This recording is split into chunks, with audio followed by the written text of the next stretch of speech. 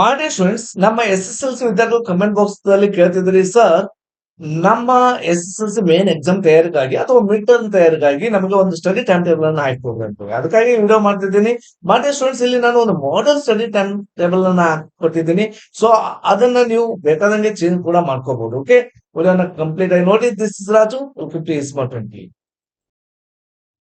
S ಮಾಡಿ students, time table ಹಾಕಿದ್ದೀನಿ ಇಲ್ಲಿ. SSLC ಸ್ಟಡಿ ಟೈಮ್ ಟೇಬಲ್ 2023-2024 2023-24 ಸಾಲಿನಲ್ಲಿ ಓದ್ತಿರೋದು ನಮ್ಮ SSLC ವಿದ್ಯಾರ್ಥಿಗಳು ಒಂದು ಮಾಡೆಲ್ ಟೈಮ್ ಟೇಬಲ್ ಹಾಕಿ ಕೊಡ್ತಾ ಇದ್ದೀನಿ. ಸೊ ಇಲ್ಲಿ ನೋಡ್ರಿ, ಫಸ್ಟ್ ಟೈಮ್ ಟೇಬಲ್ ಅನ್ನು ನೋಡೋಕ್ಕಿಂತ ಮುಂಚೆ ಈ 2 ಪಾಯಿಂಟ್ ಗಳನ್ನ ನೆನಪಿಟ್ಕೊಳ್ಳಿ. ಓಕೆ, ಒಂದು 100% ಅಪ್ಲೈ. ಸೊ ಬಹಳಷ್ಟು ವಿದ್ಯಾರ್ಥಿಗಳು ಟೈಮ್ ಟೇಬಲ್ ಹಾಕ್ಬೇಕಾದ್ರೆ ಬಹಳಷ್ಟು ಟೈಮ್ ತಗೋತಾರೆ, ಒಂದೇದು. ಓಕೆ, ಇನ್ನೊಂದು ಅದಾದ ನಂತರ ಅಪ್ಲೈ ಮಾಡ್ಬೇಕಾದ್ರೆ ಮತ್ತಿಷ್ಟ ಟೈಮ್ ತಗೋತಿರ್ತದೆ. ಸೊ ಇಷ್ಟೆಲ್ಲ ಮುಗಿಸಿಗೆ ಒಂದು ಮಿಡ್ ಟರ್ಮ್ ಎಕ್ಸಾಮ್ ಬಂದೇ ಬಿಟ್ಟಿರ್ತದೆ, ಅದು ಎಲ್ಲವೂ ಮುಗಿದು ಹೋಗುತ್ತೆ. ಅದಕ್ಕಾಗಿ ನೀವು ಏನು ಮಾಡಲ್ ಟೈಮ್ ಟೇಬಲ್ ವಿಡಿಯೋ ನೋಡ್ತೀರಿ, ನೋಡಿದ ತಕ್ಷಣ ನಿಮ್ಮದೇ ಆದ ಒಂದು ಟೈಮ್ ಟೇಬಲ್ ಹಾಕೊಳ್ರಿ, ಅದನ್ನ 100% ಅಪ್ಲೈ ಮಾಡಿ. ಓಕೆ, ಸೊ ಇದು first point. Second point is that create your own study time table. ಇದು ನನಗೆ ಅನ್ಸಿದ್ದನ್ನ ಒಂದು ಮಾಡೆಲ್ ರೀತಿ ನಾನು ಒಂದು ಸ್ಟಡಿ ಟೈಮ್ ಟೇಬಲ್ ಅನ್ನ ಹಾಕೊಡ್ತಾ ಇದ್ದೀನಿ. ಬಟ್ ನಿಮ್ಮ ಒಂದು ಇರುವಂತ ಒಂದು ಏರಿಯಾ ತಕ್ಕಂತೆ, ಸಿಚುವೇಶನ್ ತಕ್ಕಂತೆ, ಅವೆಲ್ಲ ತಕ್ಕಂತೆ ಚೇಂಜ್ ಮಾಡ್ತಾ ಹೋಗುದು. ಓಕೆ, ಅಲ್ಲಿ ಯಾವ ರೀತಿ ಇರುತ್ತೆ, ಅದು ಟ್ಯೂಷನ್ ಕ್ಲಾಸಸ್ ಆಗಿರ್ಬೋದು, ನಿಮ್ಮ ವರ್ಕ್ ಆಗಿರ್ಬೋದು, ಎಲ್ಲಾನು ಗಮನದಲ್ಲಿ ಇಟ್ಕೊಂಡು ನಿಮ್ಮದೇ ಆದ ಒಂದು ಸ್ಟಡಿ ಟೈಮ್ ಟೇಬಲ್ ಅನ್ನ ರೆಸ್ಟ್ರಿಕ್ಟ್ ಮಾಡ್ರಿ, ಅದನ್ನ 100% ಅಪ್ಲೈ ಮಾಡ್ರಿ. ಇವು 2 ಪಾಯಿಂಟ್ ನ ಗಮನದಲ್ಲಿ ಇಟ್ಕೊಂಡು, ಸೊ ನೆಕ್ಸ್ಟ್ ನಾನು ಯಾವ್ದನ್ನ ಹೇಳ್ತಾ ಹೋಗ್ರಿ. ಇದೆಲ್ಲರ ಜೊತೆ ಇನ್ನೊಂದ್ ಏನಂತಂದ್ರೆ, ಅಪ್ಲೈ ಮಾಡ್ಬೇಕಾದ್ರೂ ಮೈಂಡ್ ಬೇಕ್ರಿ. ನೀವು ಮೊದಲು ದೃಢ ನಿಶ್ಚಯ ಮಾಡ್ಕೊಳ್ರಿ. ಓಕೆ, ನೀವು ಮಾಡಿದ ಟೈಮ್ ಟೇಬಲ್ ಅನ್ನ ನೀವೇ ಮುರಿಬೇಡ್ರಿ. ಓಕೆ, ಸೊ ಕರೆಕ್ಟ್ ಆಗಿ ಮಾಡೋದು, ಅದನ್ನ ಬಿಟ್ಟು ಪೋಸ್ಟ್ ಪೋನ್ ಮಾಡೋದು. ಸೊ ಇಲ್ಲ, ನಾಳೆ ಮಾಡಿದ್ರಾಯ್ತು ಸರ್, ನಾಡಿದ್ದು ಮಾಡಿದ್ರಾಯ್ತು, ಅಥವಾ first of the next month ಮಾಡಿದ್ರಾಯ್ತು, ಅವೆಲ್ಲವೂ ಬಿಟ್ಬಿಡ್ರಿ. ಇವತ್ತು ವಿಡಿಯೋ ನೋಡಿದ ತಕ್ಷಣ ಟೈಮ್ ಟೇಬಲ್ ಹಾಕ್ರಿ, ಅದನ್ನ ಅಪ್ಲೈ ಮಾಡ್ಲಿಕ್ಕೆ ಸ್ಟಾರ್ಟ್ ಮಾಡಿ. Okay, S. ಸೊ ಇದು ಆದ ನಂತರ ಒಂದು ಮಾಡೆಲ್ ಸ್ಟಡಿ ಟೈಮ್ ಟೇಬಲ್ ತೋರಿಸ್ತೀನಿ ನಿಮಗೆ. ಇಲ್ಲಿ ನೋಡ್ರಿ, ಫಸ್ಟ್ ಗೆ ಆದಷ್ಟು ಮಾಡಿ ಸ್ಟೂಡೆಂಟ್ಸ್ 4:30 ಅನ್ನಷ್ಟಿಗೆ ಹೇಳ್ಬೇಕು. 4:30 ಅನ್ನಷ್ಟಿಗೆ ಹೇಳ್ಬೇಕು. ನಾನು ಅದಕ್ಕೆ ಹೇಳ್ತೇನೆ, ಸರ್ ನಿದ್ದೆ ನಾ ಹೌ ಟು ಕಂಟ್ರೋಲ್ ಸ್ಲೀಪ್ ಅನ್ನೋದು ಕೂಡ ವಿಡಿಯೋ ಮಾಡಿದೀನಿ. ಈ ವಿಡಿಯೋದ ಕೊನೆಗೆ ಅದನ್ನು ಕೂಡ ಲಿಂಕ್ ಕೊಟ್ಟಿರ್ತೀನಿ, ಅದನ್ನು ಕೂಡ ನೀವು ನೋಡ್ಬೋದು. ಸರ್ ನಿದ್ರೆನ ಹೇಗೆ ಕಂಟ್ರೋಲ್ ಮಾಡ್ಬೇಕಾಗ್ತದೆ. ಸೊ ಒಂದ್ಸಲ ಮೈಂಡ್ ಫಿಕ್ಸ್ ಮಾಡ್ರಿ. ಸೊ ಡೆಫಿನೆಟ್ ಆಗಿ ನೀವು ಹೇಳ್ತೀರಿ. 4:30ಗೆ ಎದ್ದು 5 o'clock ವರೆಗೂ, 4:15 ಅರ್ಧ ಗಂಟೆ ಕೊಟ್ಟಿದ್ದೀನಿ, 30 ನಿಮಿಷಗಳ ಕಾಲ ನೀವು ಫ್ರೆಶ್ ಅಪ್ ಆಗಿ ರೆಡಿ ಆಗ್ರಿ ಸ್ಟಡಿ ಮಾಡ್ಲಿಕ್ಕೆ. ಸೊ ಎದ್ದ ತಕ್ಷಣ ಫಸ್ಟ್ ಏನ್ ಮಾಡ್ಬೇಕು, ಎದ್ದ ತಕ್ಷಣ ಬ್ರಷ್ ಮಾಡಿ ಫ್ರೆಶ್ ಅಪ್ ಆಗಿ ನಿಮ್ಮ ಹಾಸಿಗೆಯನ್ನ ಮಡ್ಚಿಡ್ರಿ. ಹಾಸಿಗೆಯನ್ನ ಹಾಸ್ಕೊಂಡೇ ಕುತ್ಕೋಬೇಡ್ರಿ. ಸೊ ಅದನ್ನೆಲ್ಲನ ಮಡ್ಚಿಡ್ರಿ. ಬೇಕಾದ್ರೆ ನೀವು ಇಲ್ಲ ಸರ್ ಕೋಲ್ಡ್ ಆಗುತ್ತೆ ಅಂತಂದ್ರೆ ನೀವೇನಾದ್ರೂ ಅದನ್ನ ಫೋಲ್ಡ್ ಮಾಡಿ ಅದ್ರ ಮೇಲೆ ಕೂತ್ಕೊಳ್ರಿ. ಅಂಡ್ ಮಾಡಿ ಸ್ಟೂಡೆಂಟ್ಸ್, ಇನ್ನೊಂದು ಹೇಳ್ಬೇಕು, ಗೋಡೆ ಹತ್ತಿ ಕೂತ್ಕೋಬೇಡ್ರಿ. ಇವಾಗ ಇದು ಗೋಡೆ ಇದೆ, ಗೋಡೆಗೆ ಹತ್ತಿ ಕೂತ್ಬೋದು, ಮೂಲೆಯಲ್ಲಿ ಕೂತ್ಬೋದು, ಈ ರೀತಿ ಮಾಡ್ಲಿಕ್ಕೆ ಹೋಗ್ಬಾರ್ದು. ಓಕೆ, ಯಾಕಂದ್ರೆ ನಿಮ್ಗೆ ಗೊತ್ತೇ ಆಗತ್ತ.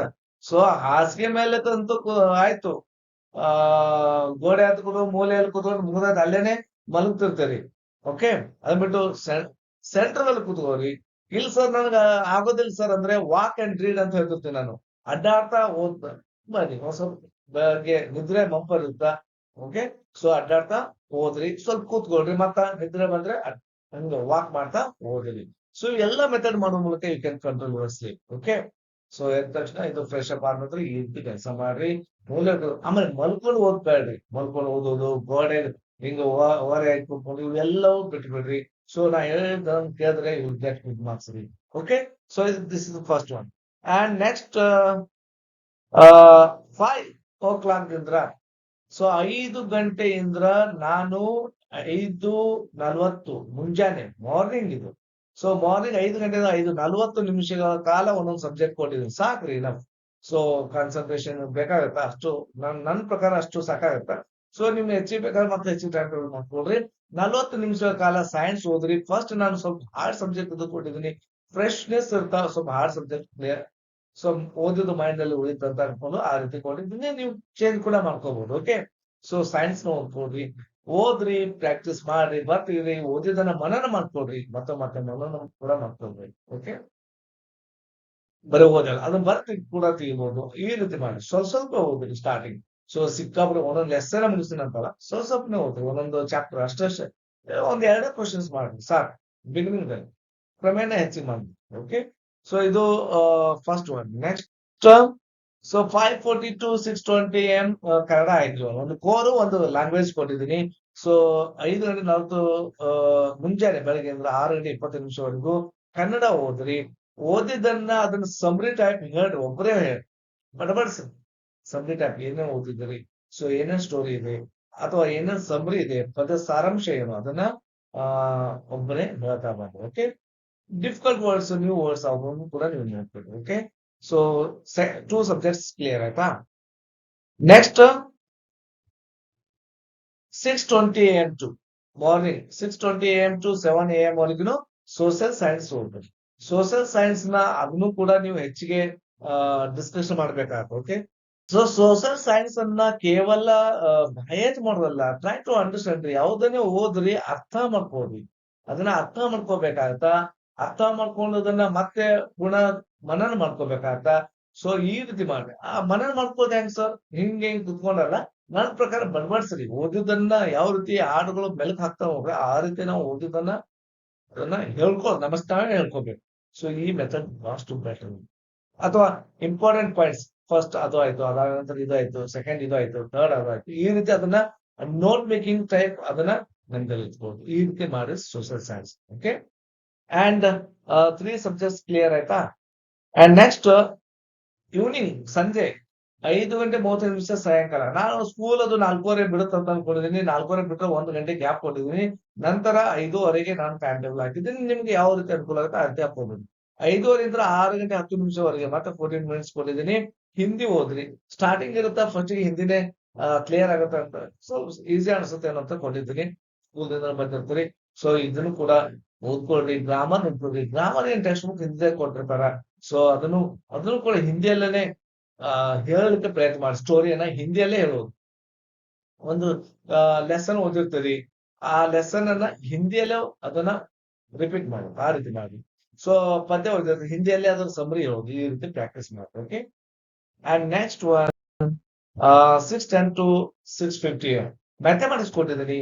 ಮ್ಯಾಥಮೆಟಿಕ್ಸ್ ಓದೋದಲ್ಲ, ಬಿಡಿಸೋದಿರ್ತಾ, ಅದಷ್ಟು ಬಿಡಿಸಿ ಬಿಡಿಸಿ ಪ್ರಾಕ್ಟೀಸ್ ಮಾಡಿ. ಏನೇನು ಕೊಟ್ಟಿದ್ದಾರೆ ಅದನ್ನ 40 ಮಿನಿಟ್ಸ್ ಅಲ್ಲಿ ಇಂಪಾರ್ಟೆಂಟ್ ನಾಳೆ ಹೇಳೋದನ್ನೆಲ್ಲ ಇವನು ಕ್ಲಿಯರ್ ಮಾಡಿ. ನಾಳೆ ಏನೇನ್ ಕೇಳ್ಯಾರ ನಿಮ್ ಸರ್ ಅದನ್ನೆಲ್ಲಾನು ಫಸ್ಟ್ ಗೆ ಮಾಡಿ ಮುಗಿಸ್ರಿ. ಇದನ್ನು ಕೂಡ ಮ್ಯಾಥಮೆಟಿಕ್ಸ್ ಸಾಲ್ವ್ ಮಾಡ್ರಿ. ಸಾಲ್ವ್ ಎಷ್ಟು ಮಾಡ್ತಾರೆ ಅಷ್ಟು ಪರ್ಫೆಕ್ಟ್ ಆಗ್ತದೆ. ಓಕೆ, ಸೊ ಎಕ್ಸಾಂಪಲ್ ಹೊಸ ಎಕ್ಸಾಂಪಲ್ ತಗೊಂಡು ಸಾಲ್ವ್ ಮಾಡಿ. ಇಲ್ಲ ಸರ್ ನಮ್ಗೆ ಗೊತ್ತಾಗಲ್ಲ ಅಂದ್ರೆ ಅದನ್ನ ಅಲ್ಲಿಗೆ ಬಿಡ್ರಿ, ಆ ಪೇಜ್ ಬಿಡ್ಬೇಕು. ಈಗ ಒಂದು ಎಕ್ಸಾಂಪಲ್ ಒಂದು ಲೆಕ್ಕ ಮಾಡ್ತಿರ್ತೀರಿ, ಎಲ್ಲಾನು ಮಾಡ್ತೀರಿ, ಬಟ್ ಅದು ಎಲ್ಲಾನು ಆಗ್ತಾವ, ಒಂದ್ ಎಲ್ಲಿನ ಸ್ಟಾಪ್ ಆಗ್ಬಿಡುತ್ತೆ. ಸ್ಟಾಪ್ ಆಗಿದ್ದನ್ನ ಅಷ್ಟೇ ಇಡ್ರಿ. ಇಟ್ಟು ಏನ್ ಮಾಡ್ಬೇಕು ಸರ್ ಅಂದ್ರೆ you have to contact your sir. So ನೀವು ಸ್ಕೂಲ್ ಹೋದ ತಕ್ಷಣ ನೀವ್ ಏನ್ ಮಾಡ್ಬೇಕು, ಅದ್ರ ಬಗ್ಗೆ ಕೇಳ್ಬೇಕು. ಸರ್ ಇಲ್ಲಿಂದ ಕರೆಕ್ಟ್ ಬಂತು ಸರ್, ಇಲ್ಲಿಗೆ ಸ್ಟಾಪ್ ಆಯ್ತು ಸರ್, ಇದನ್ನ ಹೆಂಗ್ ಮಾಡ್ಬೇಕು ನಾವು. ಸೊ ಇದನ್ನೇ ಇಟ್ಕೊಂಡು ಸರ್ ಇಲ್ಲಿಗೆ ಸ್ಟಾಪ್ ಆಗಿದೆ ಅಂತ ಇದನ್ನ ಇಲ್ಲಿಗೆ ಮುಚ್ಚಿಡ್ಬೇಡ್ರಿ. ಸೊ ಈ ಲೆಕ್ಕ ಅಲ್ಲೇ ಬಿಡ್ರಿ, ನೆಕ್ಸ್ಟ್ ಪ್ರಾಬ್ಲಮ್ ಸಾಲ್ವ್ ಮಾಡ್ರಿ. ಸೊ ಈ ರೀತಿ ಮಾಡ್ತಾ ಮಾಡ್ತಾ ಹೋಗಿ ಸಾಲ್ವ್ ಮಾಡ್ತಾ ಬಂದ್ರಿ. Okay, mathematics.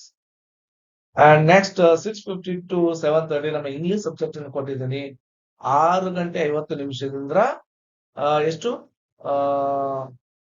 7:30 ಇಂಗ್ಲಿಷ್ ಸಬ್ಜೆಕ್ಟ್ ಮಾಡ್ರಿ. ಇಂಗ್ಲಿಷ್ ಕೂಡ ಅಷ್ಟ. ಸೊ ಲೆಸನ್ ಓದಿದನ್ನ ಇಂಗ್ಲಿಷ್ ನಲ್ಲಿ ಸಮರಿಯನ್ನ ಹೇಳ್ರಿ, ಇಂಗ್ಲಿಷ್ ನಲ್ಲಿ ಸ್ಟೋರಿಯನ್ನ ಹೇಳ್ರಿ, ಇಂಗ್ಲಿಷ್ ನಲ್ಲಿ ಪದ್ಯದ ಸಾರಾಂಶವನ್ನು ಹೇಳ್ರಿ, ಸಮರಿಯನ್ನ ಹೇಳ್ರಿ. ಸೊ ಆ ರೀತಿ ಓಕೆ. ಆಮೇಲೆ ಕ್ವಶನ್ ಆನ್ಸರ್ ಮಾಡಿದ್ದನ್ನ ಬರ್ತಿಗಿರಿ. ಸೊ ಬರ್ದು ತೆಗಿಬೇಕಾಗ್ತದೆ. ನೋಡ್ಲಾರ ಬರ್ತಿಗಿರಿ, ಮತ್ತೆ ಅದನ್ನ ಚೆಕ್ ಮಾಡ್ಕೊರಿ. ಬರ್ದಿರ್ತೀರಿ, ಸ್ಪೆಲ್ಲಿಂಗ್ ಮಿಸ್ಟೇಕ್ ಆಯ್ತು ಮತ್ತೆ ಚೆಕ್ ಮಾಡ್ಕೊರಿ. ಮತ್ತ ಸ್ಪೆಲ್ಲಿಂಗ್ ಮಿಸ್ಟೇಕ್ ಆಗೋದನ್ನ 5 times 4 times ಬರ್ದು ಪ್ರಾಕ್ಟೀಸ್ ಮಾಡ್ರಿ. ಈ ರೀತಿ ಮಾಡೋ ಮೂಲಕ ಪರ್ಫೆಕ್ಟ್ ಮಾಡ್ಕೊಳ್ಳೋದಕ್ಕೆ. ಎಸ್, ಇದು 6 ಸಬ್ಜೆಕ್ಟ್ಸ್ ಆದವು. ಓಕೆ, ಸೊ ಇಲ್ಲಿಗೆ 6 ಸಬ್ಜೆಕ್ಟ್ಸ್ ಆದವು. ಇನ್ನೂ ಟೈಮ್ ಇದೆ. 7:30 ಇಂದ 8:30 ವರೆಗೂ ಡಿನ್ನರ್ ಟೈಮ್ ಕೊಟ್ಟಿದ್ದೀನಿ. ಊಟದ ರಾತ್ರಿ ಊಟದ ಟೈಮ್ ಕೊಟ್ಟಿದ್ದೀನಿ. ಊಟದ ಮಾಡ್ರಿ, ಸ್ವಲ್ಪ ವಾಕ್ ಅದು ಮಾಡಿ ಹೊರಗಡೆ. ಸೊ ಇನಫ್ ಆಗುತ್ತಾ. ಇದಾದ ನಂತರ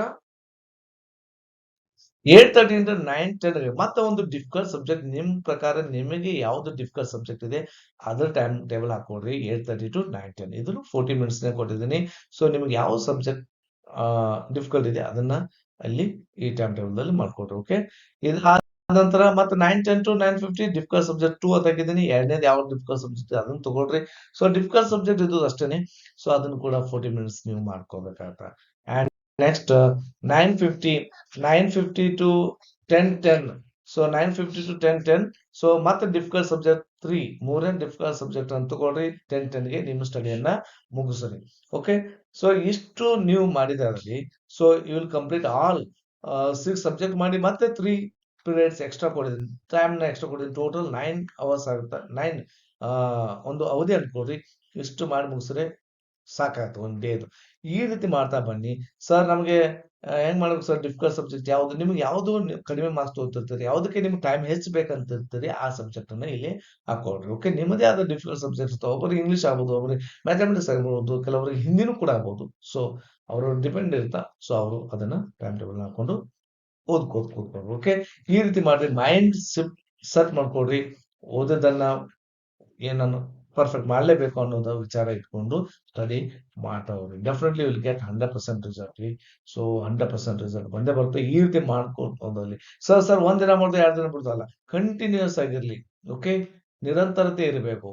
ಈ ಸರ್ ಸ್ಟಾರ್ಟ್ ಮಾಡಿದ್ರೆ ಕಂಪ್ಲೀಟ್ ಆಗಿ ಎನ್ಯುವಲ್ ಎಕ್ಸಾಮ್ ಮುಗಿಯುವವರೆಗೂ ಇದೇ ರೀತಿ ಸ್ಟಡಿ ಮಾಡ್ತಾ ಬನ್ರಿ. ಎಕ್ಸಾಮ್ಸ್ ಬಹಳಷ್ಟು ಈಸಿ ಆಗ್ತವೆ. ಓಕೆ, ಸೊ ಇದಾಗಿತ್ತು ಒಂದು model study time table for SSLC students. ಇಲ್ಲಿಗೆ ನಮ್ಮ ವಿಡಿಯೋ ಮುಗಿಸ್ತೀನಿ. ಈ ನಮ್ಮ ವಿಡಿಯೋ ನಿಮ್ಗೆ ಇಷ್ಟವಾದಲ್ಲಿ ಲೈಕ್ ಮಾಡ್ರಿ, ಶೇರ್ ಮಾಡ್ರಿ, ಸಬ್ಸ್ಕ್ರೈಬ್ ಆಗ್ರಿ ಮತ್ತು ನೋಟಿಫಿಕೇಶನ್ ಆಲ್ ಬೆಲ್ ಕ್ಲಿಕ್ ಮಾಡ್ರಿ. ಯಾಕಂದ್ರೆ ನಾನು ಯಾವಾಗಲೇ ಯಾವುದೇ ವಿಡಿಯೋ ಮಾಡಿ ನಿಮಗೆ ಆಟೋಮೆಟಿಕ್ ಆಗಿ ತಲುಪ್ತಾ ಇರ್ತಾವೆ. Okay, thank you for watching. Have a nice day.